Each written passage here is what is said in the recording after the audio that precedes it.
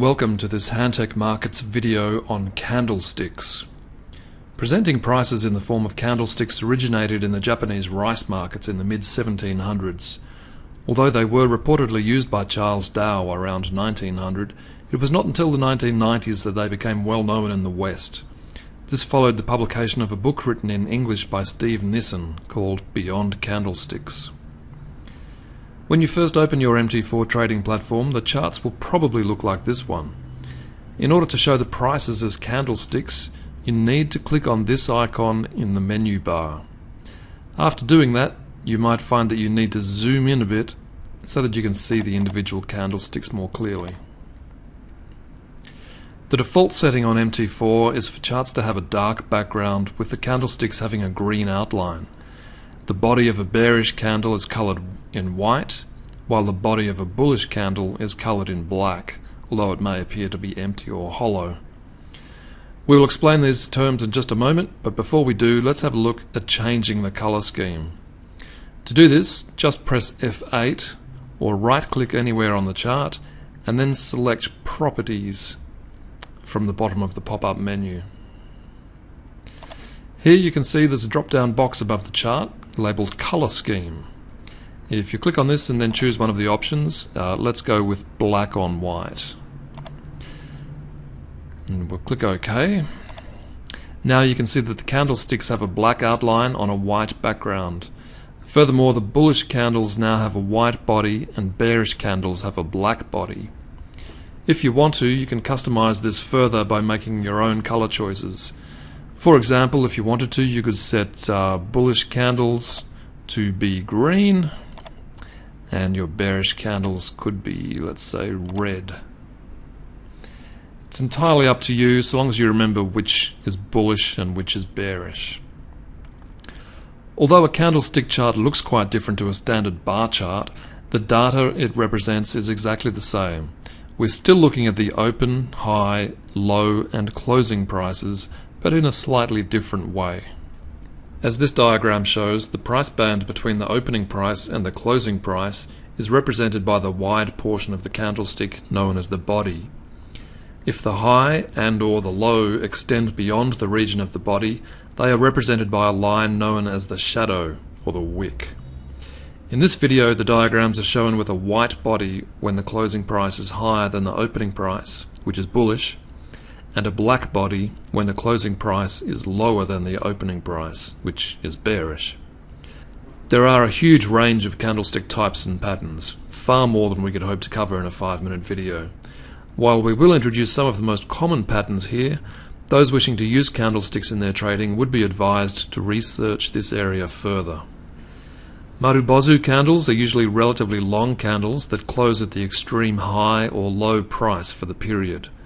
Bullish Marubozu close on or very close to the high price for the period, while bearish Marubozu close on or very close to the low price for the period. Spinning tops are candles that reflect indecision in the market. They are characterized by their relatively small bodies and comparatively long upper and lower shadows. This shows that although prices covered significant territory during the period, neither the bulls nor the bears were able to take control, and prices ended up closing roughly where they were at the start of the period. The hammer candle has a relatively small body and small or absent upper shadow with a long lower shadow. When this candle appears in a downward trend, it is often regarded as a sign of potential trend reversal from bearish to bullish. If a candle with the same approximate construction appears in an upward trend, it is known as a hanging man and is also a signal of trend reversal, this time from bullish to bearish. Doji candles come in many varieties, with the common thread being that the opening and closing prices are at the same level, or at least very close.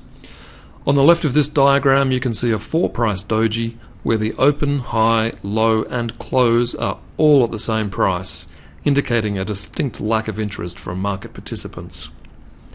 On the right of the diagram are several long-legged dojis, so named because of their long upper and lower shadows. Two special types of doji are the dragonfly doji and the gravestone doji. Each of these is considered a sign of trend reversal.